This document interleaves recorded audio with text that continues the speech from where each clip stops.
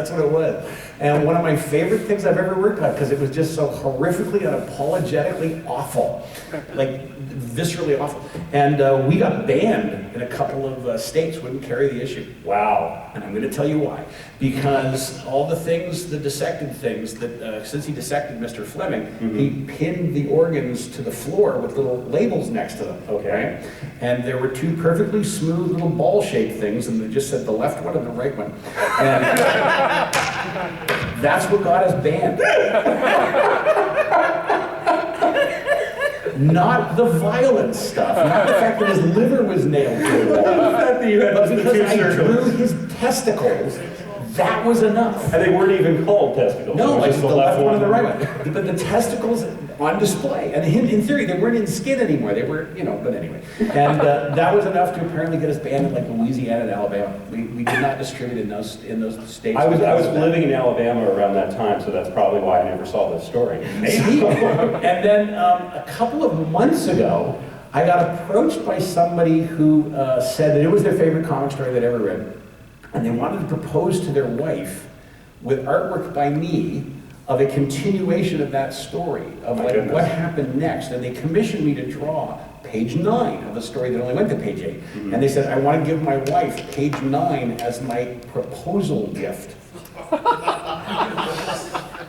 How much dismemberment was there in this proposal? A little bit. Okay, yeah. A little bit. It was mostly just the character cleaning off the knife and then saying, will you marry me? Did she say yes? I don't know, because the little bastard never paid me. He commissioned this, I did it, I sent him a scan of it so that he could see what the artwork looked like. Right. And he said, thanks, I can print that up. And I was like, no, that was to get your approval so I could send you the art, and then he never paid me. Well, I'm sure there's going to be a big secondary market for that. Oh yeah. Yeah. The unpublished page 9 of Dissecting Mr. Fleming is just With a personal proposal. with a personal proposal at the end of it, yeah. So I've learned not to draw proposal pages anymore. Yeah, I can see why you would have that rule. Yeah. If I knew his name, I'd say it so you could all shut him, but I can't remember what his name was. Another favorite you told me was the story you did in Secret Origins, which is one of my favorites of your work, is the Secret Origin of the Legion of Substitute Heroes. Oh yeah. Which I understand you drew that entire story on spec? Yep. I just love the Legion of Substitute. That was, by the way, the last thing DC let me write and draw. Wow. That particular job. That's when they decided they clearly needed more supervision over me. That was the Legion of Substitute Heroes when I was a kid were my favorite characters in comics. Do you guys know who the Legion of Substitute Heroes are? The great thing about them, if you're not familiar, they're the characters that are so shitty at being superheroes that they couldn't get into the Legion. So they form this little club that basically sits around waiting in the corner in case the Legion gets sick, and they become substitute heroes, just like substitute teachers. And this is a group that took Matter Eater Lad and Bouncing Boy, by the way. Yeah, so they obviously have high standards. The Legion took them, not the subs. They were better than the subs. Yes. Matter Eater Lad and Bouncing Boy were way too good for the subs. Right. My favorite sub by far was Chlorophyll Kid, because Chlorophyll Kid's superpower is he can make plants grow faster or slower. And I delighted how you could possibly tell. Like you go, look at that tree, it's not growing anymore. And I focused the story primarily around the secret origin of Chlorophyll Kid because it had never been told before. Right. And I had him breaking into a chemical laboratory because he thought it was a spa. And he spends the night in what he believed to be a hot tub, what was in fact actually a chemical bath. And he wakes up in the morning and all his hair is turned to branches and leaves. And I actually got this panel, which I was amazed they let me do. And he went like this, oh my God, it's all of it. And they let me do that. There were other things in that issue that I was equally amazed they let me do. You also introduced a character that I instantly loved, was Estimate Boy. Estimate Boy, yeah. Who had the power to estimate. He had the power to estimate things, but he was not good at it. Yes. Yeah. Because, again, it's the Legion of Subs. So if Estimate Boy was good at it, he got right into the Legion. So Estimate Boy walks up to them, and at the meeting, they all had to take a number to try out for the Legion, and he got number 73, and he walks up and he goes, I estimate that there were 50 people ahead of me. And they go, nope, one more time. And then he looks at Ultra Boy and he goes, you weigh 190 pounds soaking wet. Not even close. All right. And they kick Estimate Boy out. I wanted to give him his own series. I love Estimate Boy. I would buy an Estimate Boy series in a heartbeat. I think he appears in a grand total of 4 panels. Yeah, but I still remember Estimate Boy. I have fond memories. And then from that special that I did, they let me write a Legion of Substitute Heroes miniseries, which I was so happy to do. There were so many fun things in it.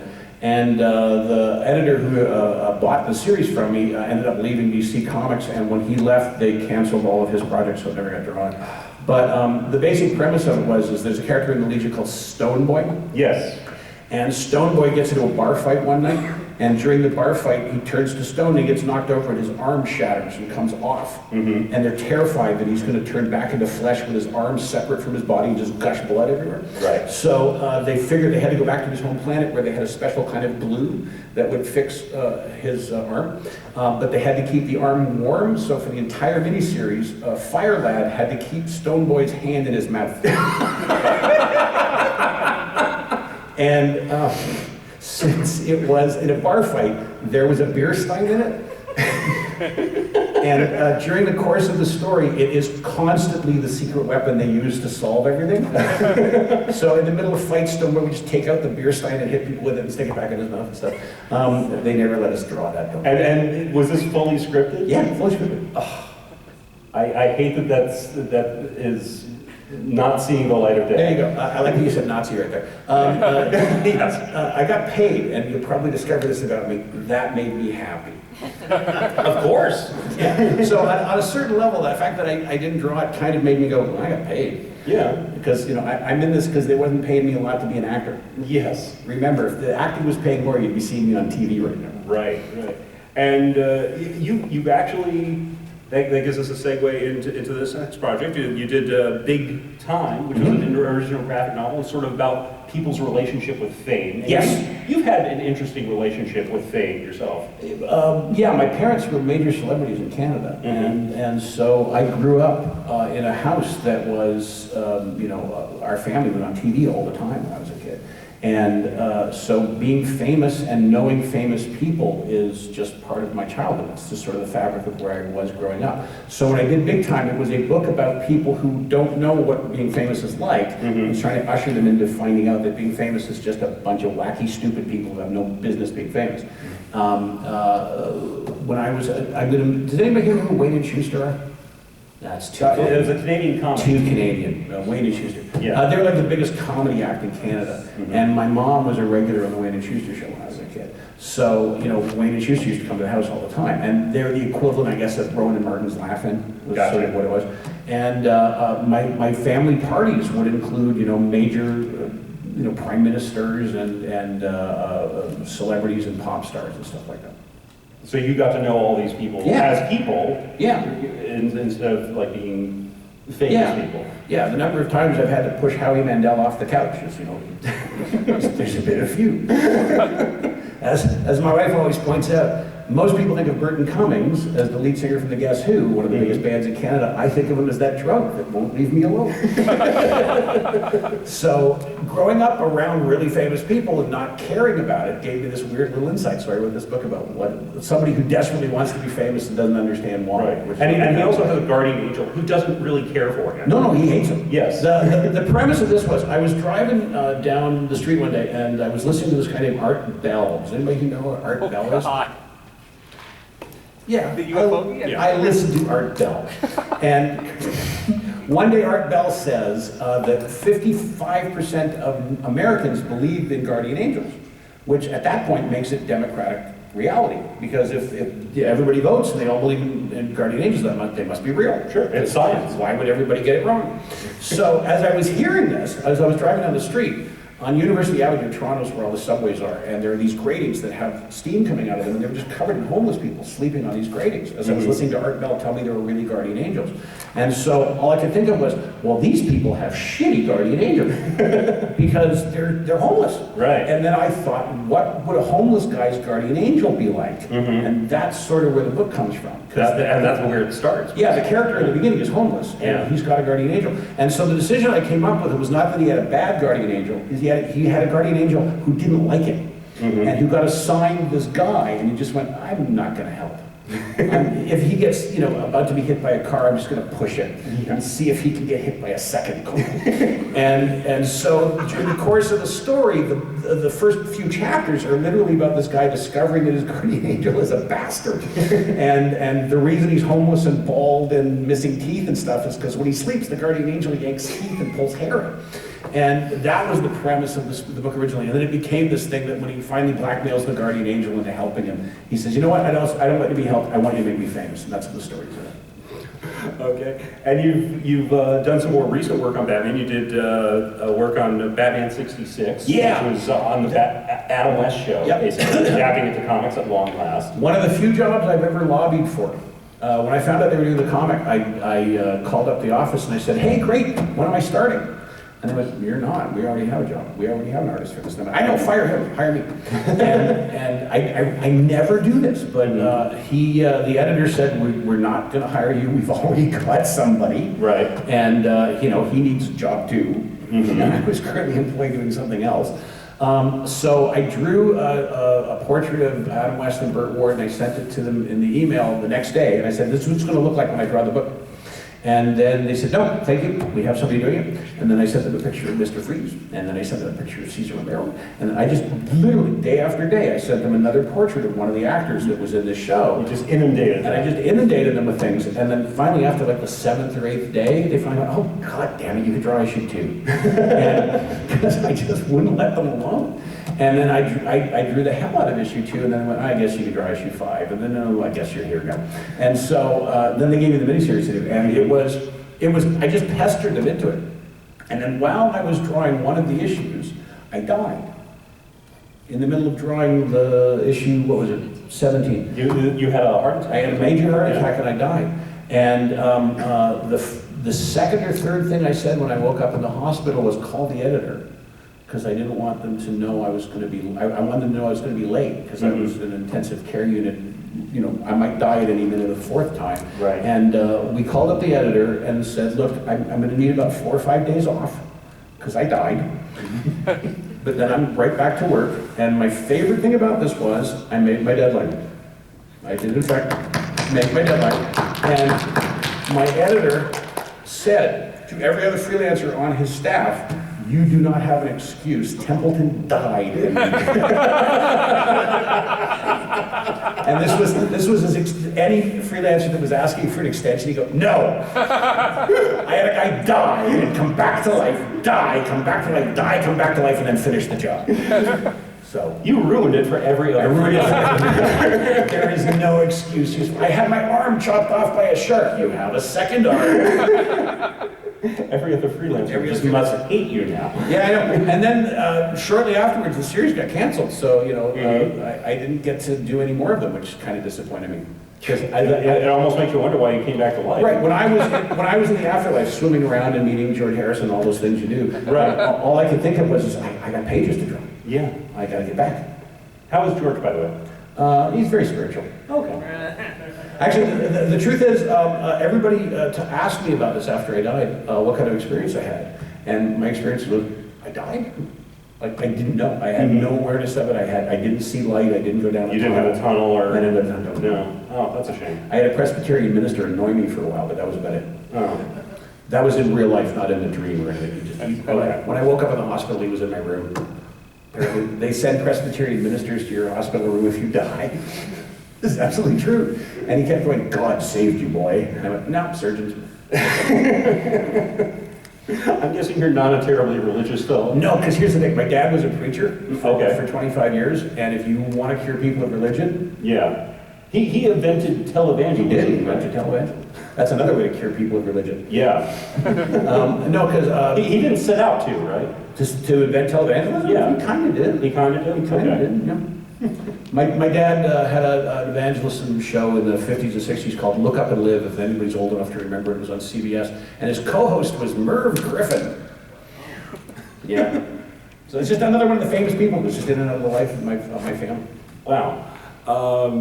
Here's a recent project that someone in the audience has worked on. Oh, yeah, All the Places You'll Boldly Go, which is a mashup between Star Trek and Dr. Seuss. I've been a professional lawsuit defendant for the last 3 years. Yeah, why don't you tell us the story about this? Because it's an interesting story. This book is, although it exists, it still cannot be sold. That physical copy is one of only 6 that exist on the planet.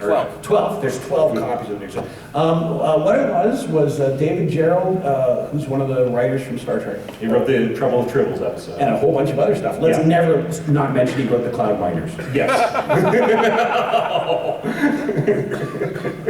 That's one of his lesser episodes. The 3rd season episode. Yeah, it's not one of the good ones. Yeah. But anyway, he and I did a couple of things together. I did some covers for books he wrote. Yeah, and, the 50th anniversary of the World of Star Trek. and the Trouble with Tribbles, Yeah, the script book. And you've done some Star Trek comics yourself. And I've done some Star Trek comics, and I live and breathe Star Trek. If you prick me, I bleed Vulcan blood. So I'm pretty Star Trek literate. And I'm not sure who first posited the idea. Glenn, was it David or you?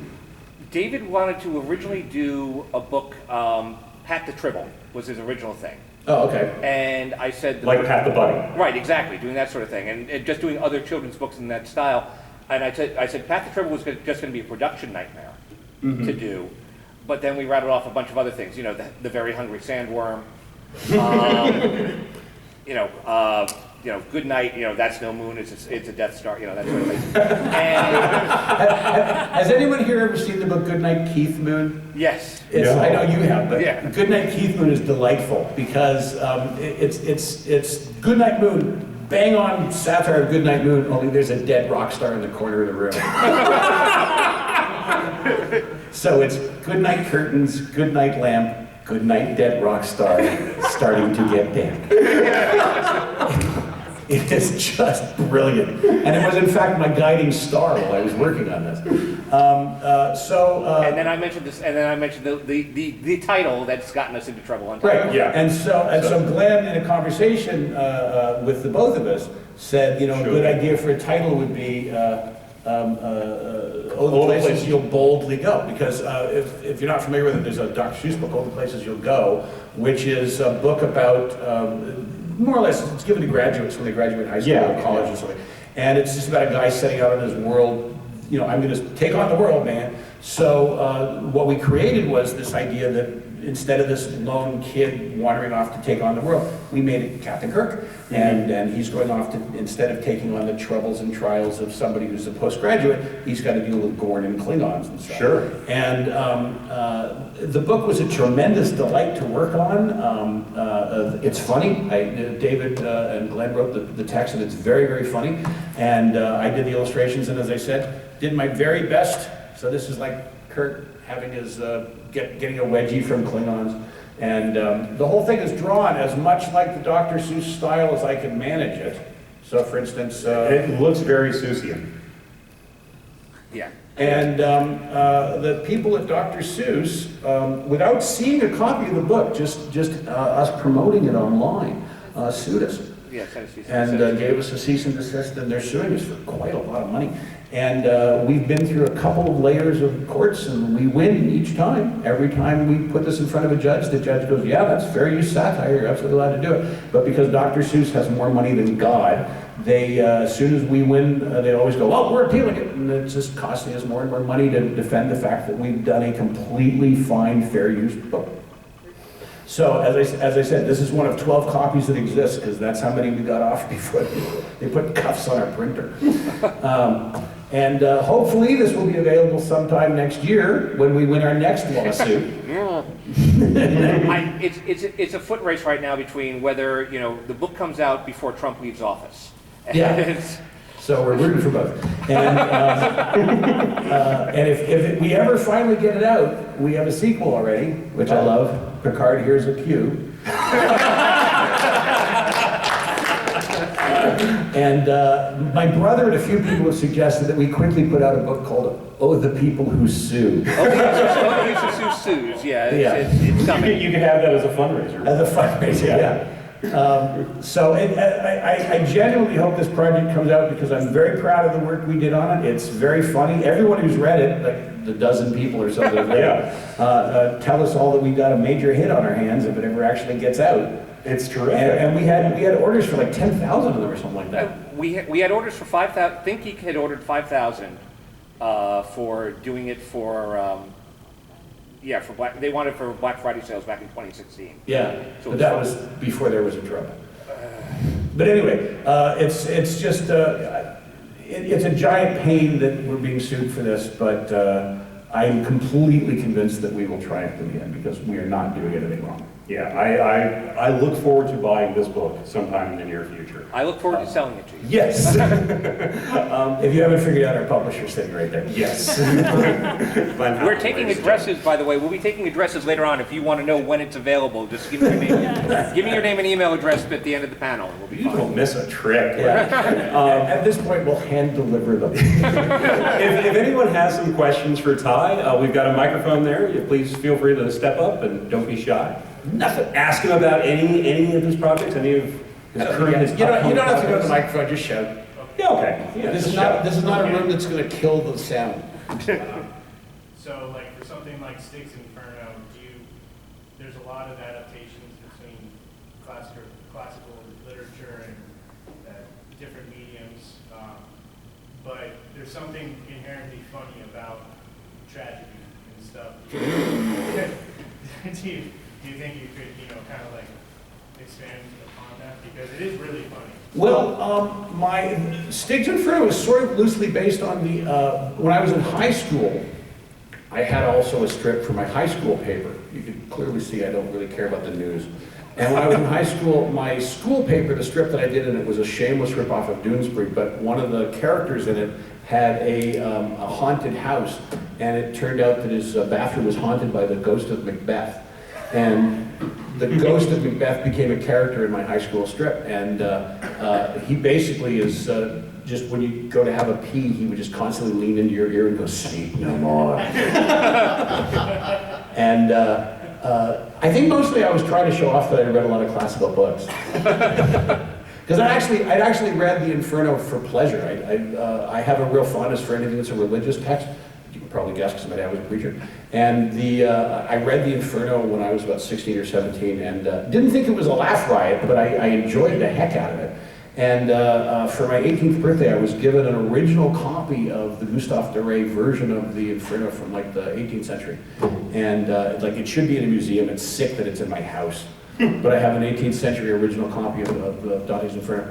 And one of the issues of Stig's Inferno, for the cover, I just scanned one of the original Doré illustrations, and I put on the cover, it says, "We're way too cheap to pay a cover artist this month, so we're giving it to a dead guy." And were you then sued by Doré's family? I would hope. I would hope. If there's any justice, I should have. Yes. And a couple of people came to me afterwards and they said, "Where did you get such a beautiful copy to scan? Because it's absolutely perfect." I went, "Oh, I have an original." Like I shouldn't have one, but I do. Anyone else have some questions? Yes, sir. The Holy Quinn hat. Just yell. Yeah, I was wondering, some of my favorite characters from the Batman Adventure series are Mastermind, Mr. Nice, and the Professor. Yeah. How did you get free reign to bring in your own characters, and what? Well, we had free reign to bring in our own characters. Those characters were created by Marty Pasco. Do you know who they were? Do you know who they were based on? No. Oh, they were based on the DC group editors. Oh. Those were three real people. They were Mike Carlin, Archie Goodwin, and Denny O'Neil. Yeah. And they looked quite a bit like them. I put them in a story, but I did not create them. They were created by Marty Pasco. And they were basically, at the time at DC, the company was split up into three fiefdoms. And Carlin had one, and Denny had one, and Archie had one. And those characters were just kind of Marty winking at our bosses. And what I really liked is, I think they were Mr. Nice, Mr. The professor and Mastermind. And Mastermind. And that's a fairly decent description of them. The characters were retired when Archie passed away, which is why the last issue that you ever see them in, Mr. Nice goes away somewhere. They just mentioned that he has an assignment somewhere, he goes away. It was because Archie passed away and we didn't want to do the characters anymore because it was kind of weird at that point. And I don't believe they will ever appear again because Archie's gone. And Archie was, by the way, the nicest guy. He absolutely deserved it. And Denny being called the professor is kind of funny because Denny is fairly professorial. And what do we call Mike again? Mastermind. Mastermind? Yeah, okay. Because he always had a contingency plan He for was sitting there everything. doing this, yeah. And I'm not sure that's the accurate description of Mike, but the other two are pretty close. I developed a whole new appreciation for the character of the professor after interviewing Denny O'Neil. Yes. Because you ask Denny a question and he will tell you about 10 different things, one of which will be related to the question you just asked. And there'll be a little less about Zen. Yes. So that's what they were. We had free reign to create our own characters. The character I created and I'm most happy with on the series was a character named Dagger Dixon, who appeared 3 times in the series. And he was straight up named after Chuck Dixon, who was a friend of mine who was writing Batman at the time. The Dagger Dixon character was just, I wanted a guy that every now and then Batman could arrest the same dude. And the premise of Dagger Dixon was anytime I needed a group of henchmen and one of them was going to get punched in the mouth, it was always Dagger Dixon. And this was my little way of saying, hey, Chuck. But I adore Chuck. It wasn't I adored Chuck. I still like Chuck as a person. I'm so thrilled with his politics that week. But he then in turn named a character after me that I was very pleased with. Deadshot has a butler. It was an English butler named Templeton the Butler. I didn't know this. Yeah, and he never appeared on television, but he appeared in a couple of issues of the comic. How often does he get punched? No, Templeton actually is pretty suave and cool. He's fine. I turned Chuck into a punching bag and he turned me into a butler. I'm not sure what to make of that. But eventually we got an editorial thing that says, please stop naming the characters so clearly after other freelancers because of a guy named Tony Twist. Who sued Todd McFarlane for $5 million because there was a hockey player named Tony Twistorello, and they put a character named Tony Twist in Spawn, and the actual hockey player sued Spawn for $5 million. And they lost, like they didn't owe this guy any money, but they were caught up in a lawsuit for so long that this editorial came out, you cannot name characters after your friends anymore. Even though, why would your friends sue you? That's the dumbest part. It was also the Joe Lansdale, the Jonah Hex story. Oh, that's right, with the Tim Truman. the Winter Brothers. Yeah, the Winter Brothers. Yeah. Oh, right, yeah, Edgar Winter and Jonathan Winter, yes. Who also sued over that. Who also sued over that. Yeah. But I used to constantly name my characters after my friends because it's just so much simpler than making up a name. And I had a, Oh, that's right. When I was writing The Martian Manhunter, I had his love interest be my wife. And I thought this was literally, looked like her, named after her, the whole thing. And then John Ostrander wrote one of the issues right after me and killed her off on page 1. Shot her through the heart on page 1. And I came to John right afterwards, I'm like, you killed my wife, man. And Did he know the character? No, he did not. He was apoplectically upset because he didn't know that. He went, oh my God, if I known it was your wife, I just had her leave town. He apologizes to me Every time John Ostrander sees my wife, he opens with an apology. Because he didn't want John to have a love interest, so he has John solve her murder. And I was like, man, I was planning my wife for there to be a mainstay DC character, and you killed her in 1 page. Well, at least you caught a murderer. I didn't read past page 2. If he caught him, Let's hope he caught her. let's hope he caught her murderer. Let's hope the murderer set him on fire. I think we might have time for one more question. I think we have to get out of here in a second. But does anyone else have one last question? No, we have informed them thusly. Do you know everything you want to know about Ty Templeton I'm going to now? say yes. All right, well, then let's give a hand to Ty. Thank you so much for this. He will be downstairs. He's signing Downstairs, for the Hero Initiative. The Hero Initiative booth, And, and I can't do sketches because I've taken too many requests, but I will. He's I will full happily- up. I'm full up, but I will happily sign things downstairs. All right. Nice to see you. Thanks, everybody.